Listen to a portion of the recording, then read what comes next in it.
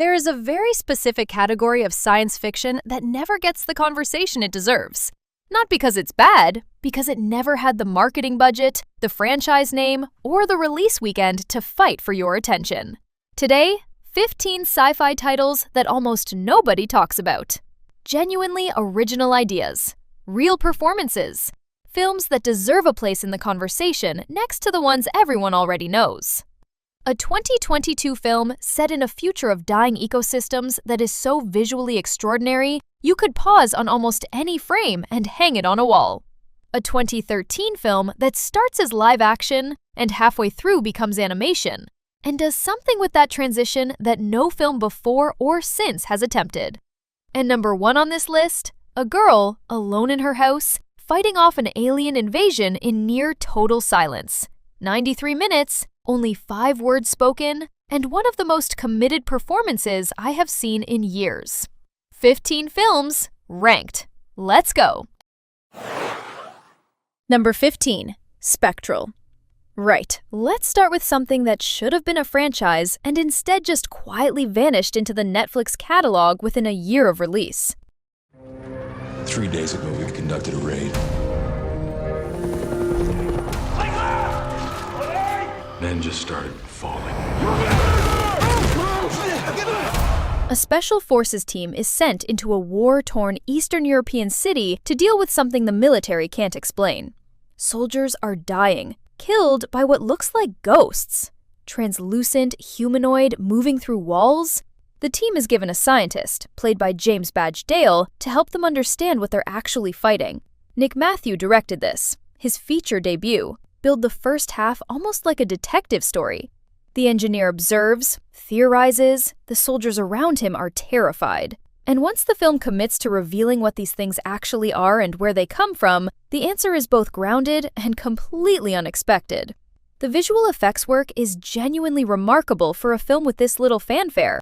The spectral enemies are rendered with a clarity and physicality that makes the combat sequences feel closer to a high-budget theatrical release than a streaming original. A tight, tense, visually impressive sci-fi action film that most people have simply never been told exists. Number 14, Don't Let Go. Hey, Ashley. Ashley? Ashley? Ashley? David Oyelowo plays Jack, a detective whose niece Ashley, played by Storm Reed, is the only family he has left. And then Ashley calls him one night, panicked, and by the time he gets to her family's home, she and her parents are shot dead. And then his phone rings, and it's Ashley. She's calling from 2 weeks in the past, before the murders. And between the two of them, a man in the present and a girl in the past, they start trying to figure out who is going to kill her family before it happens. Jacob Aaron Estes wrote and directed this, and what makes Don't Let Go work is that it doesn't lean on the time travel mechanics as spectacle. The phone calls are terrifying, in the way that normal phone calls are terrifying when you're afraid. The voice on the other end, the limited information, the inability to do anything physical to help.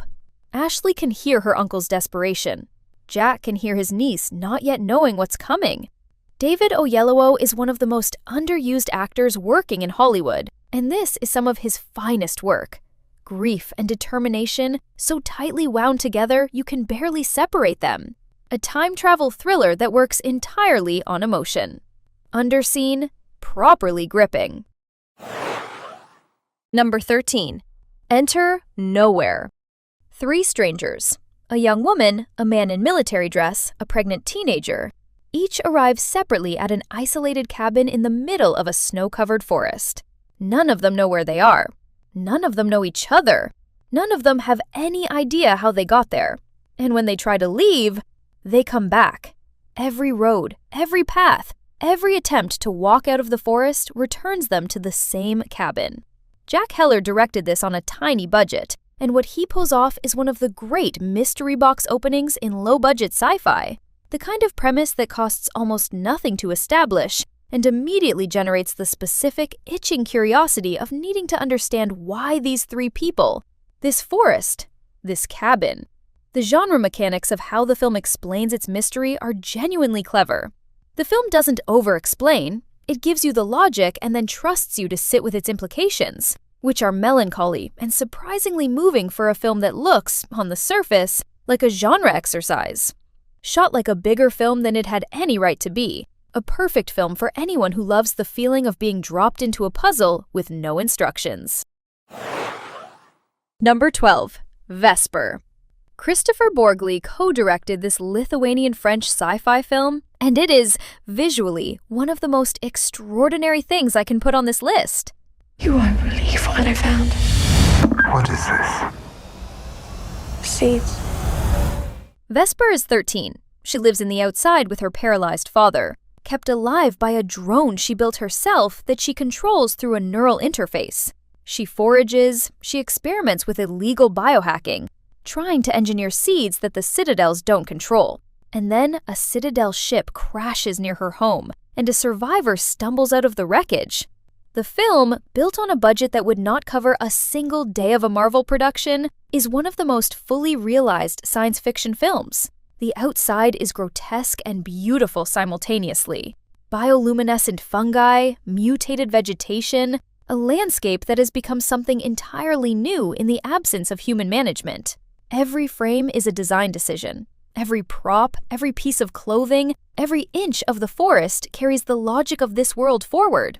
Raffaella Chapman plays Vesper, 13 years old during filming, carries the entire weight of that question with a stillness and an intelligence that's rare in any actor, at any age. It played festivals. It found a streaming home. Almost nobody saw it. One of the finest pieces of science fiction world building in European cinema in years, and it is waiting for you right now. Number 11. The Signal. This one requires you to trust it, because The Signal begins as one kind of film entirely, and then, without signaling the change, becomes something else.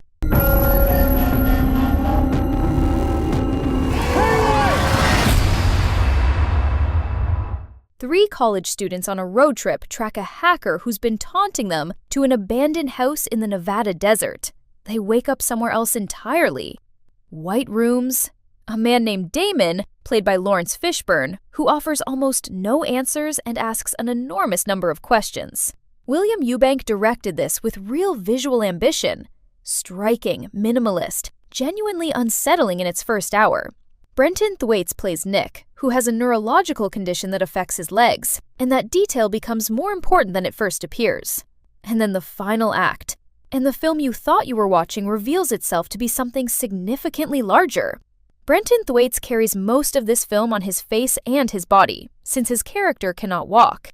He earns it completely. One of the most visually inventive sci-fi films of the 2010s, almost nobody saw it. Number 10. Captive State.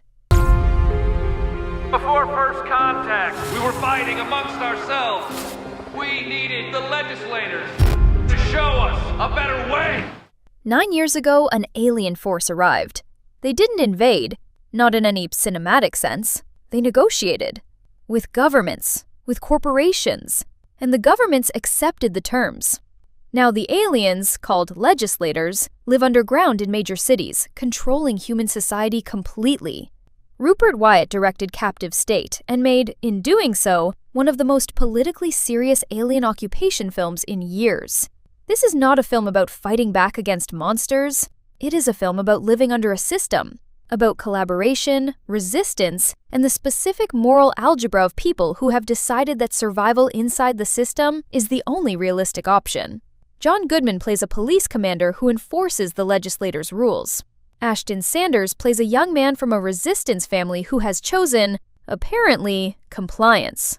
The film's structure withholds information deliberately, assembling its picture of this world the way a cell-based resistance movement would operate, in fragments, with no single person holding the complete picture. Captive State arrived with almost no marketing and vanished within weeks. It was reviewed as a disappointment by audiences who wanted action. What it actually is, a slow, intelligent, morally uncomfortable piece of science fiction about occupation and complicity, is considerably better than what they were disappointed by. Number 9. The Congress. You had it all, Robin. A movie queen at 24. All the big studios came crawling. and you slammed all the open doors, crushed all the dreams. Robin Wright plays a fictionalized version of herself, an actress whose career has stalled, who agrees to let a studio digitally scan her entire being in exchange for licensing her image for any film they want to make, forever. In return, she agrees never to act again in the real world. 20 years later, she's the biggest star in the world. She has never set foot on a film set in those entire 2 decades. Ari Folman directed this, the man behind Waltz with Bashir, and The Congress is split in 2. The first half is live action, grounded, quiet. The negotiation, the scan, the fallout. The second half, set 20 years later when Wright attends a congress of digitized actors, is entirely animated. A hallucinogenic, Fleischer-influenced dreamscape in which the boundary between identity and image has dissolved completely. The animated section is unlike anything in mainstream science fiction cinema. Strange, beautiful, deeply unsettling. A world in which people have chosen to exist as whatever version of themselves they prefer, sustained by a chemical that maintains the illusion. And nobody can agree anymore on what is real because the distinction stopped mattering to most of them. The Congress is the most genuinely experimental film on this list. It will not work for everyone. For the viewers it works completely. Number 8. Radius.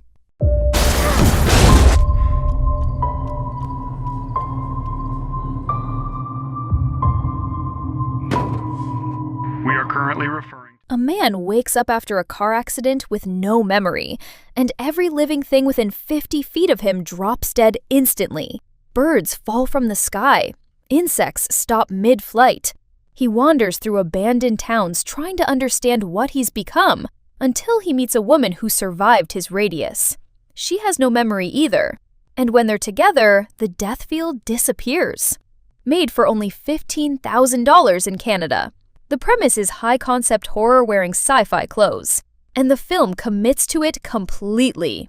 No explanation for the first hour, just 2 people trying to survive proximity to each other while piecing together a past neither of them can access. The third act reveals and recontextualizes everything, and the final shot is cold enough to make you sit through the credits in silence. Not perfect, but far more ambitious and strange than it had any right to be on its budget. If you want sci-fi that earns its premise through commitment rather than spectacle, this is quietly excellent. Number 7. Cypher. Vincenzo Natali directed Cube in 1997.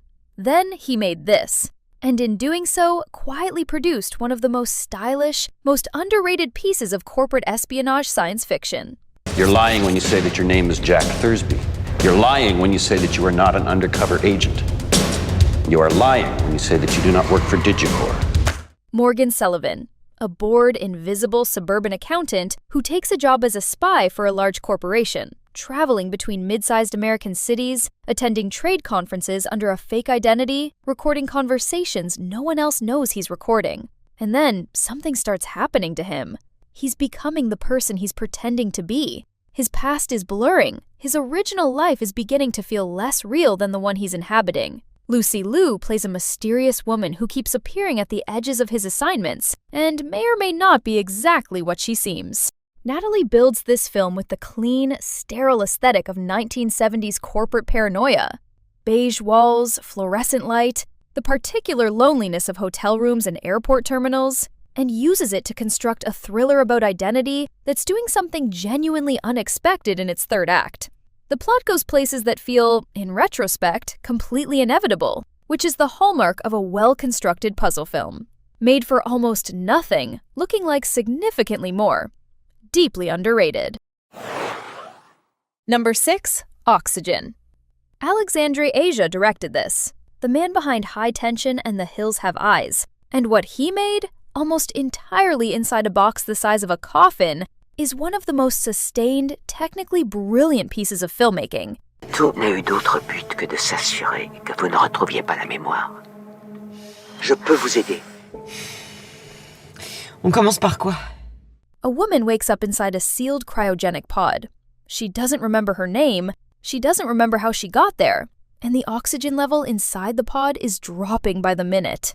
This film is shot almost entirely within the confines of that single pod, with Melanie Laurent carrying it essentially alone, talking to an AI assistant called Milo and piecing together fragments of memory through flashbacks as the clock runs out. The film gives itself 101 minutes, roughly the same amount of air Laurent's character has left when the film begins. Laurent's performance carries every minute of it, and the claustrophobia is so well engineered that you'll find yourself holding your own breath without quite noticing you started. Buried in space. Genuinely tense from the first minute to the last. Number 5. The Assessment. In the near future, after a climate catastrophe has forced humanity behind protective domes, parenthood is no longer a choice. It's an exam. Over the next 7 days, you'll undergo close observation and formal testing to ascertain suitability for parenting. I want to get to know the real you. Is that a good idea? Yes. I was joking. A married couple, both scientists, both desperate to have a child, undergo a grueling 7-day evaluation conducted by a state assessor who moves into their home to observe every part of their lives. Elizabeth Olsen and Himesh Patel play the couple. Alicia Vikander plays Virginia, the assessor. And Vikander does something genuinely unnerving here, sliding between professional detachment and an unsettling impersonation of a child with a precision that destabilizes every scene she's in. Fleur Fortuné directs her feature debut, and the world building is the film's real strength. Domes, controlled lifespans, and a society that has traded almost everything for survival. The Assessment arrived in 2025 with relatively little noise. It is one of the sharpest, most quietly disturbing pieces of near-future science fiction in years. And the question it leaves you with is not about the couple on screen. Psychological, stylish, and with a final act that leaves you exactly as unsettled as a film called The Assessment probably should. Number 4. Possessor. You have a very special nature. One we've worked hard together to unlock. Tasia Voss is an elite corporate assassin. She doesn't pull triggers herself. She takes control of someone else's body through brain implant technology and uses them to carry out the kill, leaving her host to take the blame while she slips back into her own life.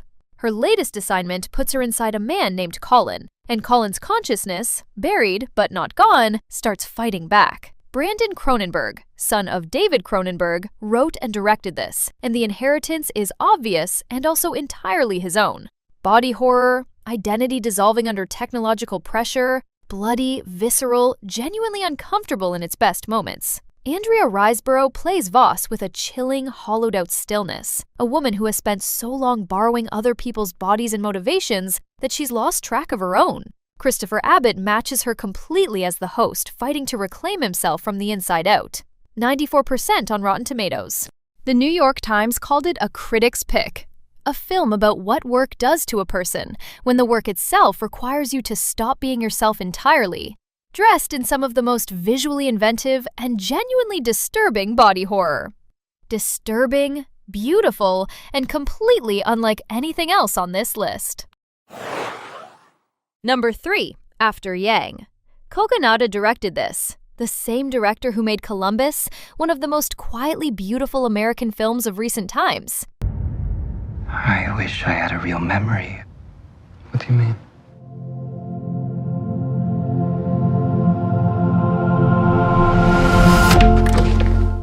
Yang is the family's android companion, a caretaker for their young daughter, adopted from China, who Yang helps connect to a culture she's still learning about.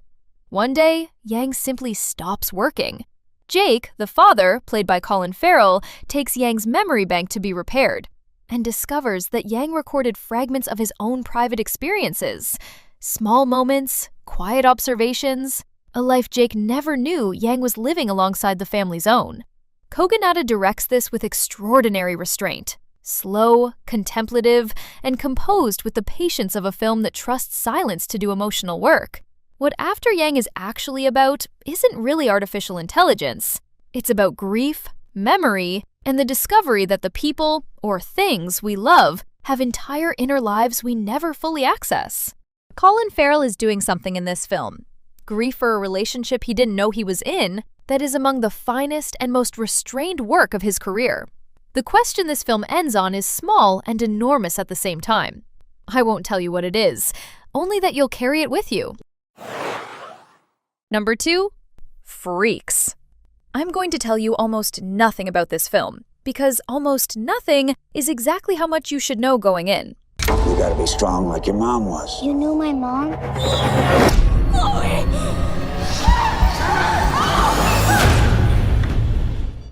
A young girl named Chloe lives in a rundown house with her father. She is never allowed outside. The windows are boarded up. Her father is paranoid, exhausted, clearly hiding from something. And clearly hiding something about Chloe, too. That's it. That's all I'm giving you. Emil Hirsch plays the father, and Lexi Kolker, who was 8 years old during filming, gives one of the most remarkable child performances in modern genre cinema. The film is built entirely around a slow accumulation of small, wrong details, each one recontextualizing everything you thought you understood about the situation. Directors Zach Lipovsky and Adam B. Stein made this on a relatively small budget, and the restraint is the whole point. Every reveal is earned. Every twist reframes the genre the film actually belongs to. I will say this much. By the halfway point, you will have no idea what kind of film you're watching. By the end, you'll understand exactly why that was necessary. Do not watch the trailer. Go in blind. It rewards patience completely. Number 1. No One Will Save You. I need to tell you something about this film before anything else. There is almost no dialogue in it. Almost none. And it is one of the most purely tense pieces of science fiction filmmaking in years.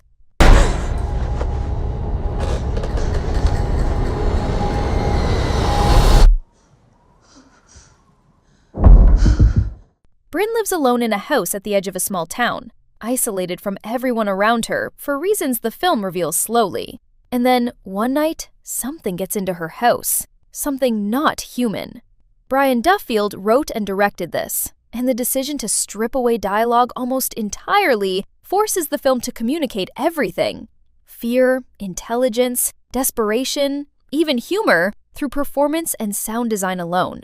Caitlin Dever carries the entire film essentially solo, and what she does with almost nothing but physical performance is extraordinary. What elevates No One Will Save You above a simple home invasion premise is what the alien encounter is actually about. The film is, underneath the genre mechanics, a story about isolation, guilt, and the specific loneliness of being someone your community has already decided not to forgive. The ending is divisive. The final 10 minutes land like almost nothing else in recent science fiction. I watched this alone at night. I sat in the dark for a long time afterwards, not because it was sad or terrifying, because it was the most purely committed piece of genre filmmaking I had watched in years. The best film on this list. And if you haven't seen it, stop. Whatever you were going to do tonight, stop. That's the end of today's video. 15 films. Most of them are sitting on a platform right now, waiting to be found. Now I'm curious, how many of these movies have you already seen? And which ones were completely new to you? Also, if there's a great film you think deserves a spot on this list, drop it in the comments below. I read every comment and always enjoy seeing your recommendations. If you enjoyed this video, give it a like, subscribe to Cine Edge, and turn on notifications so you never miss our next movie recommendation. Now go watch something you've never heard of before. You might just find your next favorite film. Thanks for watching, and I'll see you in the next video.